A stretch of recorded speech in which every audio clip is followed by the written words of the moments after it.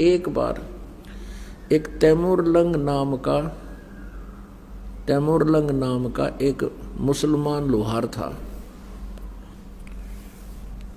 2 माँ बेटा थे। पिता की मृत्यु हो चुकी थी, गरीबी घनी थी। वो क्या करता था कि साहूकार किसानों के भेड़ बकरियों को चराने के लिए ले जाता था जंगल में, और उससे वो साल भर में या 6 महीने में उसको अन्न दे देती थी। पहले ऐसा ही होता था। और फिर शाम के समय उनकी बकरियों को उनके घरों छोड़कर भेड़ बकरियों को वो फिर शाम के समय ओवर टाइम कराया करता एक लोहार के ऐरण पे। एक लोहार के ऐरण पे ऐसे घण मारण की ओवर टाइम सेवा कराया करता। वो भी उसको कुछ मेहनताना पार्ट टाइम दे दिया करता। और उसकी माता जो थी बहुत साध्वी थी, धार्मिक थी। कोई भी अतिथि आ जाता था द्वार पर तो उसको खाना खाए बगैर नहीं जाने देती थी, करबद्ध हो जाती थी, भोजन पाओ। और बहुत ही अच्छी नेक बहन थी।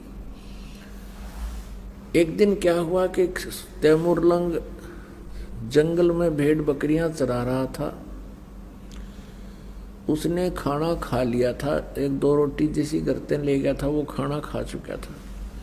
उसी समय परमेश्वर एक जिंदा महात्मा का रूप बनाकर, एक साधु यानी मुसलमान फकीर होते हैं जिंदा, और तैमूरलंग के पास खड़ा हो गया।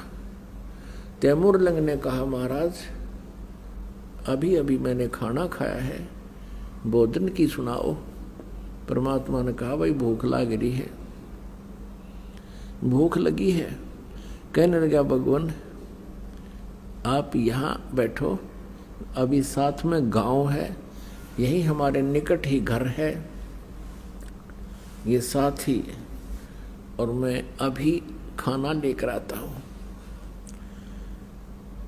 और साथ में ये भी प्रार्थना की कि हे महात्मा जी, इन भेड़ बकरियों को ध्यान रखना, ये गुम ना हो जाए, हम बहुत गरीब व्यक्ति हैं, 1-2 बकरी भी गुम होगी तो हमसे इनकी कीमत पूरी नहीं होगी। परमात्मा ने कहा, बेटा मैं खूब रखवाल करूंगा, तू जा। दौड़ा आया, अपनी माँ से कहा, माँ, क्योंकि जैसा बच्चा घर में देखता है वैसी ही भावना उसकी विचार बन जाती है। अपनी माता से कहा कि माता जी ऐसे एक महापुरुष आए हैं, संत हैं, फकीर, और भोजन चाहते हैं। उसकी माँ ने तुरंत 2 रोटी का आटा था घर में, बस 2 रोटी बनाई, जल का लोटा हाथ में ले लिया। माता ने कहा, बेटा तू बकरी सुन्नी छोड़ कर क्यों आ गया? 1-2 बकरी भी गुम होगी बेटा, हमसे उनकी कीमत पूरी नहीं होगी। तो उसने कहा, माता मैं महात्मा से प्रार्थना करके आया हूँ कि संभाल के रखना। वो कह रहा था, बेटा मैं खूब रखवाल करूँगा। माता ने सोचा कि मैं चलती हूँ, महात्मा के दर्शन भी कराऊंगी, आते समय ये लोटा ले आऊंगी। अब वहाँ जब पहुँचे तो महाराज जी बैठे थे, परमात्मा विराजमान थे। माई ने रोटी रख दी आगे और लोटा जल का रख दिया और कहा, महाराज जी हम घने गरीब हैं, ऐसा आशीर्वाद दो महात्मा, हम हमारे पास कुछ धन हो जा।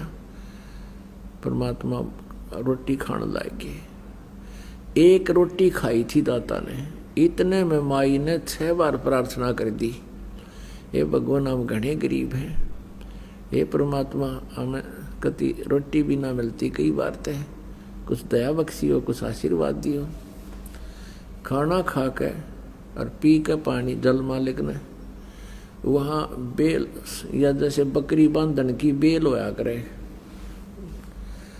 ये भैंस भूस गाय को भी बांधते हैं लोहे की, और बकरियां की होती है पतली पतली सी, बिल्कुल पतले तारों की बेल बनी होती है।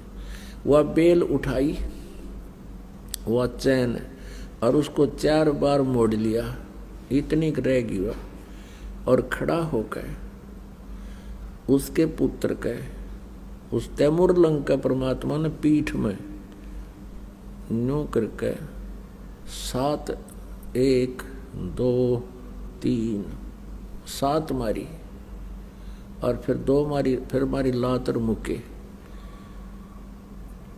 माई ने सोचा यू महाराज जी तो नाराज हो गया, दिखर कै यू मेंटल है, बता बे मतलब मेरे बेटे ने पीटन लाग गया। तो माई ने कहा महाराज जी मेरे पुत्र ने कोई गलती कर दी। परमात्मा ने कहा माई तेरे पुत्र को 7 पीढ़ी का राज दे दिया है, तुम्हारे को 7 पीढ़ी का राज बख्श दिया है, ये 7 जो संगल मारी है और फिर लात और मुक्के मारे हैं, उसके बाद तुम्हारा राज्य टुकड़ों में बट जाएगा। पुणात्मा तैमूर लंका पोता था बाबर, और उससे लेकर के औरंगजेब तक 7 पीढ़ी ने दिल्ली का राज कराया, और औरंगजेब के बाद फिर ये इनका राज्य छोटे छोटे टुकड़ों में विभाजित हो गया था। ये तो इतिहास साक्षी है। अपने आत्माओं क्या हुआ,